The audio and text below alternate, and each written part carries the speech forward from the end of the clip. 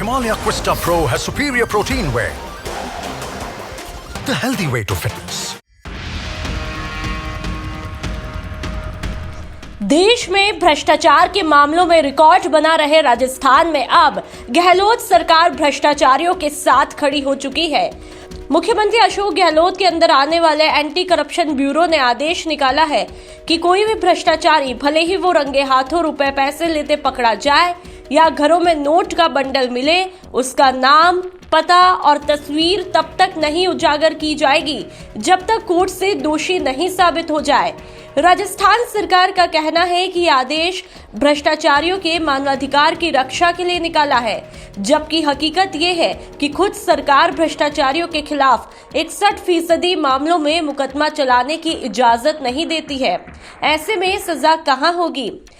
रंगे हाथों घूस लेते पकड़े जाने के बाद भागकर घर का दरवाजा बंद कर चूल्हे पर नोटों का बंडल जला रहे सरकारी अधिकारी का नाम, पता और फोटो छिपाना गुनाह है, क्योंकि राजस्थान सरकार का मानना है कि इसकी इस करतूत को दिखाने और बताने से इसके मानवाधिकार का हनन हो रहा है।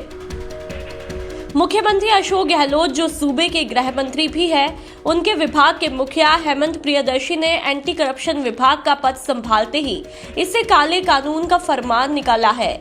राजस्थान पुलिस के एडीजी अब अपने बचाव में रह रहे हैं कि यह सुप्रीम कोर्ट के एक आदेश की पालना में हमने निकाला है, जबकि यह सरासर झूठ है। सुप्रीम कोर्ट ने केवल पद के दुराचरण और आय से अधिक संपत्ति के बारे में आदेश दिया था।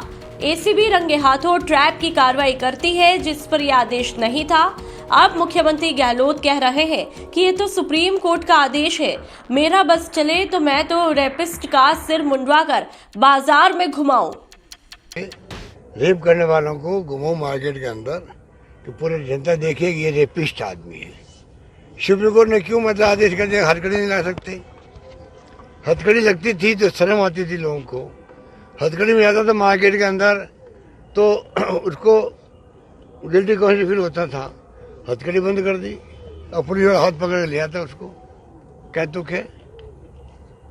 क्या तुक है? आदमी को जो रेपिस्ट है अब लिया, उसको परेड कराओ पब्लिक के अंदर। शर्म आएगी तो बाकी लोग डरते रहेंगे, बाकी जनता डरती रहेगी। जो रेपिस्ट टाइप लोग हैं वो रेप करना भूल जाएंगे। राजस्थान में वसुंधरा सरकार में अधिकारियों ने इसी आदेश को कानून बनवा लिया था। तब सचिन पायलट ने सड़क पर उतरकर लाठियां खाई थी और खून बहाए थे। तब सरकार को आंदोलन के बाद वापस लेना पड़ा था। दरअसल सरकारी अधिकारी और कर्मचारी लंबे समय से मांग कर रहे हैं कि घूस लेते पकड़े जाने पर उनकी पहचान उजागर नहीं हो। इसके पीछे मकसद ये है कि सरकारी अधिकारी के बचाव में कानून है कि इन पर मुकदमा चलाने के लिए सरकार की इजाजत चाहिए होती है। ऐसे में सरकार में मिलीभगत कर मुकदमा चलाने की इजाजत ही रुकवा दे और फिर से बहाल हो जाए। राजस्थान सरकार में 61% भ्रष्टाचार के मामलों में मुकदमा चलाने की इजाजत सरकार देती ही नहीं है। सरकार के पास मुकदमा चलाने की इजाजत के लिए दिसंबर 2022 तक 564 मामले लंबित है। सबसे ज्यादा ग्रामीण जनता से जुड़े पंचायत विभाग में 190, नगर निगम नगर पालिका विभाग में 58, जमीन से जुड़े राजस्व विभाग में 41, चिकित्सा विभाग में 30, पुलिस में 20, शहरी विकास विभाग में 15, पेयजल और शिक्षा में भी 12 मामले सरकार के पास लंबित है। हंगामा मचने के बाद खुद सरकार के मंत्री ही मुख्यमंत्री गहलोत के विभाग के आदेश के खिलाफ नाराजगी जता रहे हैं।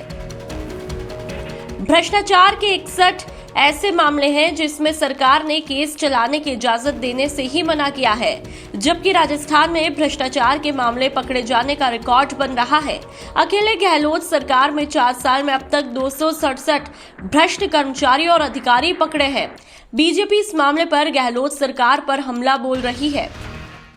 सरकार का भ्रष्टाचारियों को सीधा संरक्षण है। सरकार चाहती है कि किसी न किसी प्रकार से भ्रष्टाचार में लिप्त लोग बचे। सरकार के पास अभियोजन स्वीकृति के लिए प्रकरण आते हैं, उसको लंबित रखती है।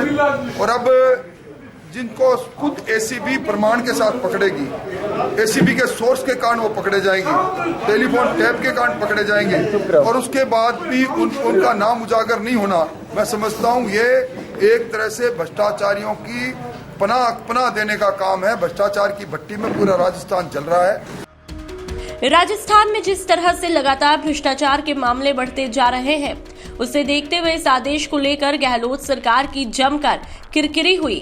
विपक्ष के साथ ही कांग्रेस के नेता भी इस आदेश का विरोध कर रहे हैं, मगर एंटी करप्शन ब्यूरो सीधे मुख्यमंत्री अशोक गहलोत के अंदर आता है, इसलिए बोलने से बच रहे हैं। विपक्ष में रहने के दौरान कांग्रेस ने इसी आदेश को कानून बनाने का सड़क से लेकर विधानसभा तक विरोध किया था।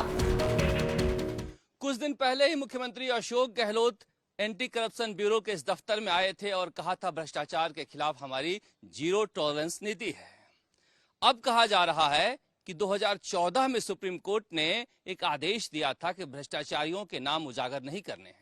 2014 के आदेश को 2023 में अगर लागू किया जाता है, मान भी लें कि अगर सुप्रीम कोर्ट का यह आदेश है तो फिर सवाल तो उठेंगे ही कि आखिर मंशा क्या है, क्योंकि देखा जा रहा है कि 20 से 25% मामलों में ही एंटी करप्शन ब्यूरो में जो ट्रैप होता है उस पर कार्रवाई हो पाती है। बाकी मामले या तो सरकार मुकदमा चलाने की इजाजत देती नहीं है या फिर वो छूट जाते हैं। इसीलिए विपक्ष भी लगातार सवाल उठा रहा है, ऐसा न हो चुनावी साल में चंद फायदे के लिए निकाले गए इस आदेश से कोई बड़ा नुकसान हो जाए। कैमरामैन शर्मा के साथ शरद कुमार, जयपुर।